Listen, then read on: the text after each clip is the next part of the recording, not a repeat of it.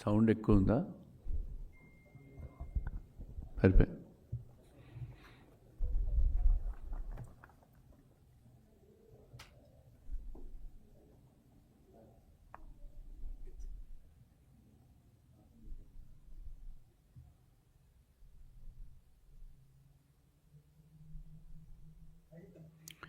Okay, అందరికీ నమస్కారం.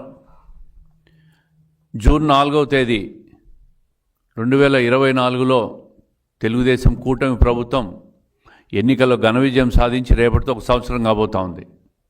మరి అదే రోజు ఆశ్చర్యకరంగా వైఎస్ఆర్ కాంగ్రెస్ పార్టీ జగన్మోహన్ రెడ్డి గారు వెన్నుపోటు దినమని చెప్పి ఒక కొత్త డ్రామాకు తెరలేపినాడు. వెన్నుపోటు దినమట. ఎవరు ఎవరిని వెన్నుపోటు పొడిచారని చెప్పి నేను ఈ సందర్భంగా జగన్మోహన్ రెడ్డి గారిని అడుగుతా ఉండా. అయ్యా, చరిత్ర పుట్టినప్పటి నుంచి మీ వైఎస్ ఫ్యామిలీ వెన్నుపోట్లను పేటెంట్ రైట్లుగా తీసుకునింది. గొడ్డలిపోట్లు ఇవన్నీ చూస్తే దొంగ దొంగ అని దొంగతనం చేసినవాడు దొంగ దొంగ అని అరిచినట్లుంది. వెన్నుపోట్లు మీ నాన్న తాతల కాలం నుంచి స్టార్ట్ అయింది. మీ తాత వైఎస్ రాజారెడ్డి గారు ఎవరి దగ్గరైతే మంగంపేట మైన్స్లో వెంకట నరసయ్య అనే వ్యక్తి దగ్గర పనిచేస్తున్నాడో ఆ వ్యక్తినే హత్య చేసి మంగంపేట మైన్స్ను లాక్కున్నది వెన్నుపోటు కాదా అని అడుగుతూ ఉండా. మరి కాంగ్రెస్ పార్టీ అంత పెద్ద పొజిషన్ ఇస్తే మీ తండ్రి గారు రాజశేఖర రెడ్డి గారు ఆ రోజు పివి నరసింహారావు మీద, ప్రధానమంత్రి మీద చెప్పులు వేసిన విషయం వెన్నుపోటు కాదా అని అడుగుతూ ఉండా. మరీ ఈ ముఖ్యమంత్రి జగన్మోహన్ రెడ్డి గారు, మాజీ ముఖ్యమంత్రి గారు సొంత చెల్లెల ఆస్తులు లాక్కొని మరి చెల్లెలను నడి రోడ్డు మీద వదిలేసినట్టు వెన్నుపోటు కాదా అని అడుగుతూ ఉండా. మీ చిన్నాన్న వైఎస్ వివేకానంద రెడ్డిని వెన్నుపోటు పొడిచి హత్య చేసిన హంతకులతో నువ్వు తిరుగుతూ సునీత మీ చెల్లెలను నడి రోడ్డు మీద వదిలేసినప్పుడు అది వెన్నుపోటు కాదా అని అడుగుతూ ఉండా. ఈ విధంగా చూస్తే అన్ని రకాలుగా వ్యక్తిగతంగా వెన్నుపోటు పొడిచిన చరిత్ర మీది. ప్రజలు అధికారం ఇస్తే 5 సంవత్సరాలను ప్రజలను వెన్నుపోటు పొడిచిన చరిత్ర మీది. ఒక్కసారి మీ 5 సంవత్సరాల అధికారంలో వచ్చినప్పుడు పరిస్థితిని చూస్తే ఏమి హామీలు ఇచ్చావు, ఎంతవరకు వెన్నుపోట్లు పొడిచావు? ప్రజలను మొదటి సంవత్సరంలోనే మద్య నిషేధం అని చెప్పి అధికారం లేకొచ్చి మద్య నిషేధాన్ని కూడా అమలు పరిచి ప్రజలను వెన్నుపోటు పొడిచిన విషయం వాస్తవం కాదా? నాసిరకం మద్యాన్నంతా అమ్మి ప్రజలను అనారోగ్యం పాలు చేసి వాళ్ళ మరణాలకు కారణం ఈ వైఎస్ జగన్మోహన్ రెడ్డి ప్రభుత్వం కాదా? ఇది వెన్నుపోటు కాదా అని అడుగుతూ ఉండా. ఈ విధంగా హామీలిచ్చి వెన్నుపోటు పొడిచిన 5 సంవత్సరాలు నడిపిన ప్రభుత్వం మీది. మళ్ళీ ఈరోజు కొత్తగా ఈ తెలుగుదేశం ప్రభుత్వం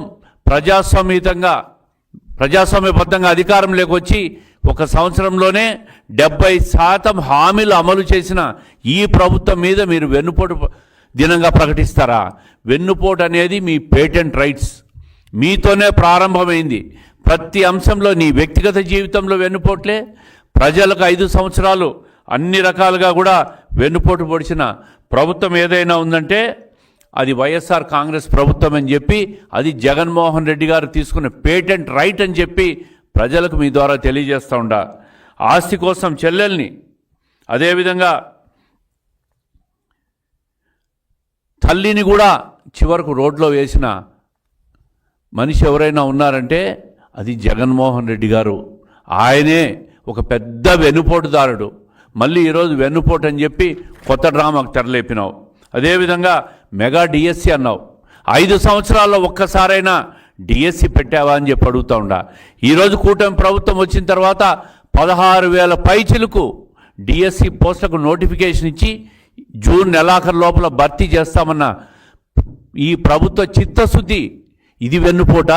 5 సంవత్సరాల్లో మెగా డిఎస్సి పెడతానని చెప్పి అధికారంలోకి వచ్చి అమలు చేయకపోవడం వెన్నుపోట అని చెప్పి నేను అడుగుతూ ఉండా. అన్నా క్యాంటీన్లను రద్దు చేసి మరీ పేదవాడి పొట్టను అన్నం తండి లేకుండా చేసిన నువ్వు అది వెన్నుపోటు కాదా అని అడుగుతూ ఉండా. బీసీ, ఎస్సీ, ఎస్టీ, మైనారిటీ సప్లాన్ల నిధులు మళ్లించి సామాజిక న్యాయానికి వెన్నుపోటు పొడిచిన మీరు మళ్ళీ ఇతరుల మీద వెన్నుపోటు అని మాట్లాడుతూ ఉన్నారు. అదే కాకుండా ఈరోజు తెలుగుదేశం ప్రభుత్వం వచ్చిన తర్వాత 70%, మొదటి సంవత్సరంలోనే 70% హామీలన్నీ కూడా అమలు చేశాం. ఈ దేశంలో 4,000 రూపాయలు పెన్షన్ ఏ రాష్ట్రంలో కూడా అమలు చేయడంలా. మరి అధికారంలోకి వచ్చిన వెంటనే ఏదైతే సూపర్ 6లో భాగంగా 3,000 నుంచి 4,000 రూపాయల పెన్షన్ అమలు చేస్తామని హామీ ఇచ్చామో ఆ హామీని ఈరోజు స్వచ్ఛంగా అమలు జరుగుతున్న పరిస్థితిని మీరు చూస్తూనే ఉండారు. వృద్ధులు, వితంతువులు, వికలాంగులు సంతోషంగా వాళ్ళ ఇంటికి 1వ తేదీ పొద్దున 7 గంటలకు వాళ్ళ చేతుల్లో పెన్షన్ డబ్బులు చేరుతున్న విషయం వాస్తవం కాదా? ఇది ఏదైతే ఎన్నికల్లో చెప్పామో ఈ హామీ అమలు చేస్తున్న ప్రభుత్వం మా కూటమి ప్రభుత్వం కాదా అని చెప్పి నేను అడుగుతూ ఉండా. మొదటి నెలలోనే మొదటి సంతకం మెగా డిఎస్సి మీద 16,347 పోస్టులకు మొదటి సంతకం పెట్టిన ముఖ్యమంత్రి ఎవరైనా ఉన్నారంటే అది హామీల అమలులో మొదటి స్థానంలో మా కూటమి ప్రభుత్వం ఉంది. దీపం పథకం కింద 3 గ్యాస్ సిలిండర్లు ఉచితంగా ఇస్తున్నాం. 1 కోటి సిలిండర్లు ఇచ్చాము. ఇప్పటికే ఈ పథకం ఏడాదికి 2,684 కోట్లు ఖర్చు పెడతా ఉన్నాం. మరి అధికారంలోకి రాగానే మీ 5 సంవత్సరాలు గుంతలు పడిన రోడ్లన్నీ కూడా బాగు కోసం ఇప్పటికే 1,200 కోట్లు ఖర్చు చేసి దాదాపు 20,000 కిలోమీటర్ల రోడ్లు గుంతలు లేని రోడ్లుగా చేసి ఈరోజు ప్రజలకు కష్టాలు లేకుండా చేసిన ప్రభుత్వం ఏదైనా ఉందంటే అది కూటమి ప్రభుత్వం అని చెప్పి నేను తెలియజేస్తూ ఉండా. మత్స్యకారుల ఉపాధికి దెబ్బతీసే జీవో 207ను రద్దు చేశాం. వాళ్ళ సేవలో పథకం ద్వారా 20,000 ఆర్థిక సహాయం కింద 260 కోట్లు ఈ ప్రభుత్వం ఖర్చు చేస్తూ ఉంది. 203 అన్నా క్యాంటీన్లను మీరు రద్దు చేసిన అన్నా క్యాంటీన్లను ఈరోజు పునరుద్ధరించాం. ఉచిత ఇసుక పథకాన్ని కొనసాగిస్తున్నాం. ఈరోజు ప్రజలకు అత్యంత స్వల్పమైన తక్కువ రేట్లలో ఈరోజు ఇసుక అందుతూ ఉంది. ప్రజలకు ఎక్కడా కూడా మీలాగా ఇసుక మాఫియాలు, మద్యం మాఫియాలు, మట్టి మాఫియాలు, ఎర్రచందనం మాఫియాలు అన్నీ కూడా ఈరోజు తెలుగుదేశం ఈ ప్రభుత్వం వచ్చిన తర్వాత ప్రతిదీ అరికట్టగలిగినాం. చెత్త పన్నును రద్దు చేశాం. మీరు చెత్త పన్ను చెప్పి ప్రజల మీద పన్ను వేస్తే దాన్ని ఈరోజు చెత్త పన్నును రద్దు చేసి అదేవిధంగా గత ప్రభుత్వం 83 లక్షల చెత్తను పేరుకుపోతే ఈరోజు చెత్తనంతా కూడా మళ్ళీ రీసైక్లింగ్ చేస్తూ ప్రజల ఆరోగ్యాన్ని కాపాడుతున్న ప్రభుత్వం ఈ తెలుగుదేశం కూటమి ప్రభుత్వం. ధాన్యం రైతులను గత ప్రభుత్వం బకాయిలు పెట్టింది 1,674 కోట్లు. అవన్నీ కూడా ఈరోజు ఈ ప్రభుత్వం వచ్చిన తర్వాత విడుదల చేశాం.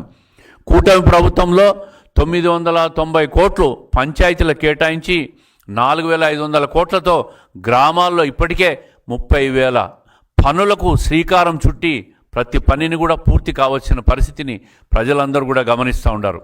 94 కేంద్ర ప్రయోజిత పథకాల్లో 73 పథకాలను మళ్ళీ పునరుద్ధరించాం. కేంద్ర ప్రభుత్వం పథకాలకు నిధులు ఇస్తే ఈ నిధులన్నీ కూడా గత ప్రభుత్వం దారి మళ్లించి అస్తవ్యస్త ఆర్థిక విధానానికి మీరు గత ప్రభుత్వంలో అస్తవ్యస్తం చేసి నాశనం చేశారు.